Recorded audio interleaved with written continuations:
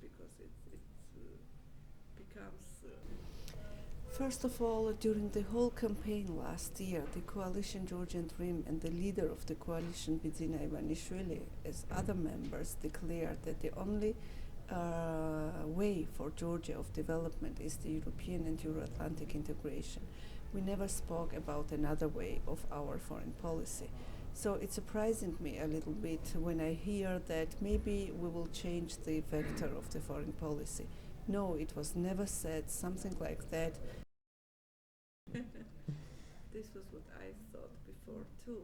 You know, but the new government has a new chance to start a new dialogue with Russia, and we have already done one very positive step.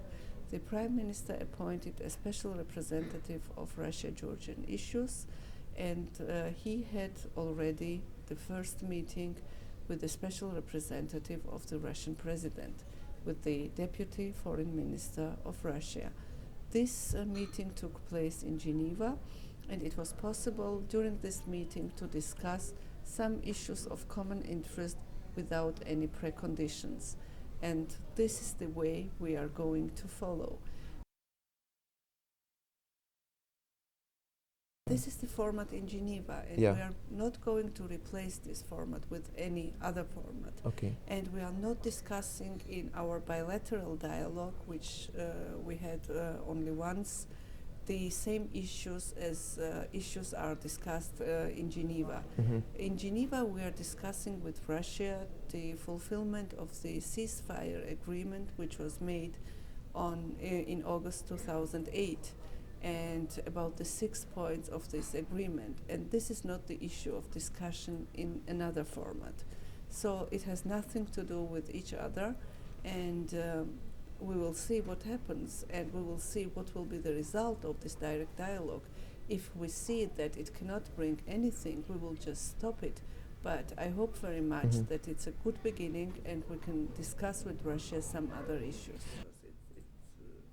It has nothing to do with the new government. The Stalin statue is something, a private initiative maybe from some people. It has nothing to do with the government. For the government and for me personally, it's very clear who was Stalin. We are also concerned that it is necessary in Georgia to investigate the wrongdoings of the previous government. And they are not politically motivated. We are investigating if there are elements of crime, and it has nothing to do with the political revenge. There is no selective justice in Georgia, and the new government is forced to investigate old cases because people are standing line before the prosecutor's office and asking for restoration of justice. And there are just very few, 1 or 2 persons imprisoned who've been members of the previous government. All others are people who are maybe, I don't know, we'll see it when the process ends, involved in some criminal cases. And everything is evidence-based, and I hope very much that in the end of this process, when everything will be investigated, and the courts will speak, everybody will see that it was a normal process and it was necessary to do, not to repeat the same mistakes in the future.